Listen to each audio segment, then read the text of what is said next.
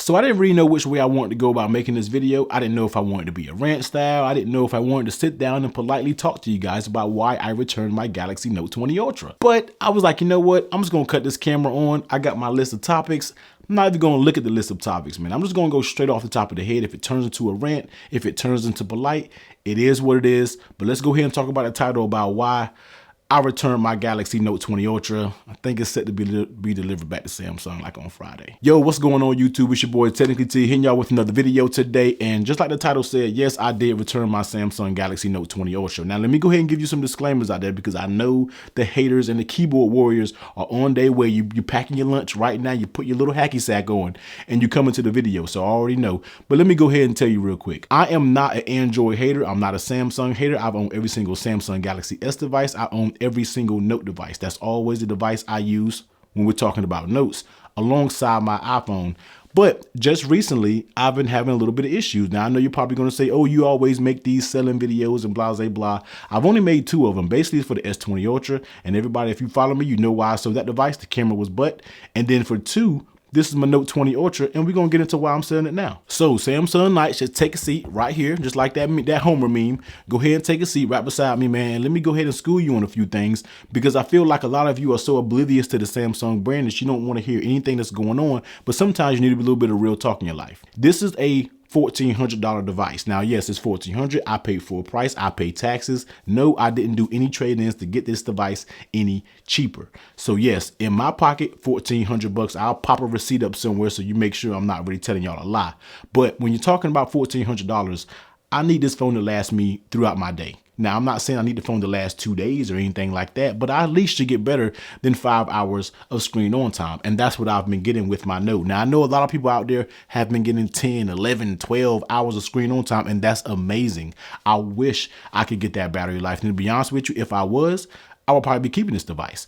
Everybody is also saying, oh, it's still learning your usage patterns. No, it's not. I've had it over a week now, and it's not learning my usage pattern anymore. It's not. It knows what I'm doing right now. I've actually tried to factory reset it, and it didn't do anything. It did the same thing, yield me the same sorry battery life. Everybody also was telling me to go in there and turn the 5G off, but AT&T does not give you the option to turn the 5G off.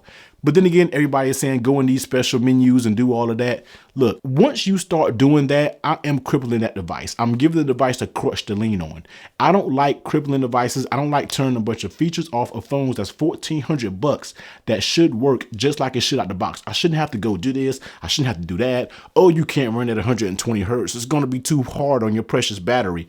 No, $1,400. Why do I still have to run the phone at 60 hertz? Why? You put 120 in there and you got an adaptive or whatever it may be, but you're telling me just because it's a little too hard on your battery, I can't run 120 hertz and get the best performance when we're talking about screen on time.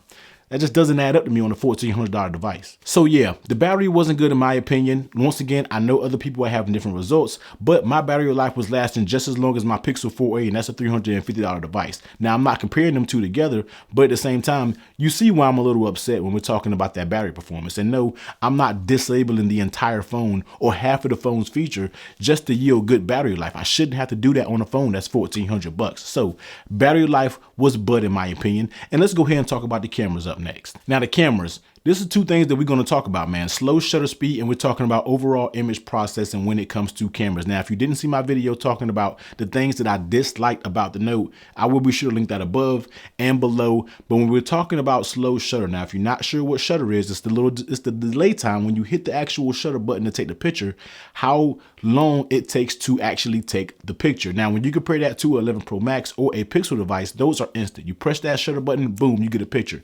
You press that Note and it lags for a second and then it takes the picture. Now, to a lot of people, that's not going to be a deal breaker because you're out there taking pictures of fire hydrants and trees and different stuff that's not moving. But me, I'm in the real world. I'm taking a picture of my son that's continuously moving around and doing all types of stuff. I don't need a phone to lag behind because you're going to miss the shot. Now, if you know me, if you follow my channel, that's the reason I sold the S20 Ultra, because the autofocus just was not it. It was all over the place. It couldn't catch my son doing those unforgettable moments that I'm experiencing, and it can't catch that moment. The same thing with the Note with that slow shutter lag. And this has been an issue with Samsung devices for a very long time. Somebody brought that back to my attention, and I was like, you know what? I have seen it in other devices, but I feel like it wasn't this bad. Now, everybody was going to say, well, turn off the motion, turn off the auto HDR. Once again, I'm giving the device a crutch to actually fix something that it should be fine out the gate. That all goes back to optimization, and we're going to get into that on the last rant. That's the last thing we're going to get into, that optimization, but let's go ahead and continue talking about the subpar camera. Number two, let's go ahead and talk about image processing. I know a lot of people are definitely going to give me a lot of flack for this, but I don't care. It's my opinion. I'm pretty sure somebody out there feels the same way. I was talking to a few people on the internet, and they felt the same way as well. Image processing when it comes to Samsung devices has just always been bad. That's why, in my opinion, Samsung cameras are not up to par with iPhone or Pixels. I don't get where everybody says that. I'm like, why? Because you're going out there taking pictures of grassy lake meadows? Like, no, we're talking about real world usage. To me, I cannot get a clean photo when shooting indoors. They all just seem crazy noisy. When it comes to being selfies, they just add too much makeup and just stuff on your face.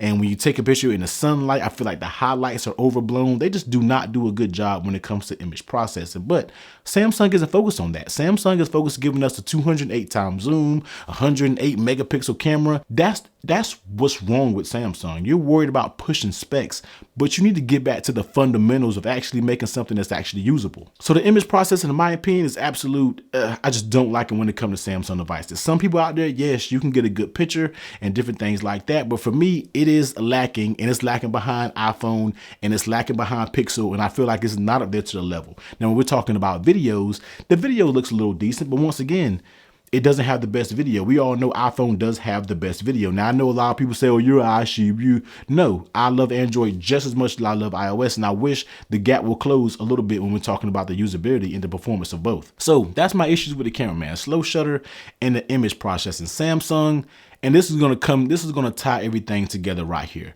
You need to work on your fundamentals. Now, I'm pretty sure somebody at Samsung won't even watch this, but like I said, the Samsung Knights will make sure the video gets where it has to be. Work on your fundamentals. Stop trying to give us all of the crazy specs and work on the basics. That's why iPhone has it together. That's why Pixel has it together, because they don't give you all those thrills. Everything that they do is perfected, and they know exactly what they're doing to yield the best results. Yes, iPhone is always behind in technology, and because why? When they do it, it's done right. Samsung likes to jump out there and be a risk taker when it comes to technology, and that's amazing. I love how Samsung takes the initiative and gives us something new, like the foldable and different things like that. But that comes at a cost of having premature performance and premature issue that comes along with that. And I feel like Samsung should just stop trying to give us all of the major specs and go back and focus on the fundamentals. Like, I love Samsung devices. I love what they bring to the table. I love the features, but take some of those features away. We don't need all of those features. We don't need S Pen gestures. We don't need, when I hover my hand over the phone, it mutes.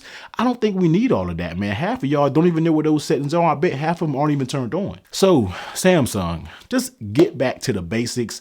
Once again, I know I'm pretty sure I'm going to catch tons of flack for this video, but honestly, I don't care. The real ones know exactly what I'm talking about. The Samsung people, I feel like you've never used another device, so you really can't compare. If you've never used an iPhone, if you never used a Pixel, or if you never used the OnePlus device, whatever it may be, you can't compare. But somebody who's used tons of devices, somebody who uses mostly iOS and Android devices, I can always tell, and that's the reason I have a big issue when it comes to Samsung devices. Now, going forward, I'm really going to think about my purchase decisions when it comes to Samsung, because I feel like I'm truly not getting my money's worth when it comes to those devices. You lose too much money on the resale market. It's just, sometimes I feel like it's not worth it. Now, I am a little interested in that Galaxy Z Fold, but I'm also once again scared that it's going to be played with the same exact issue that every Samsung device has. I'm not going to be blinded just because it folds and everybody's wow and ooh, it folds, but at the same time, it's the same Samsung device under that folding hinge. Yeah, man, that's what it is. Note 20 Ultra is gone because of poor battery life, because of cameras just always not being up to par, and because me having to disable so many features just to get the phone to perform as it should out the box. I want to run 120 hertz on my device. I can without sacrificing anything. If I want to run 120 hertz with full res, I could if the option was there.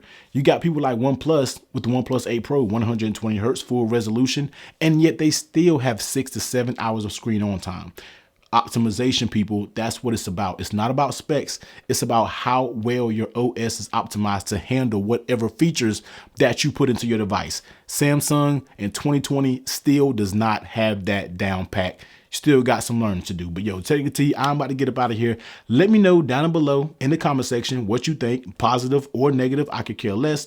I'm going to respond to everybody. If you say something negative, that's fine. I'm going to respond to you as well. But let me know down there. Let me know if you're having no issues with your Note. Let me know if you're having issues with your Note. And let me know what you think if you're thinking about potentially picking up a Note. Now, I don't hate Samsung. This isn't to call Samsung out. This is just me giving my raw opinions because I'm always going to keep it a buck with y'all no matter what.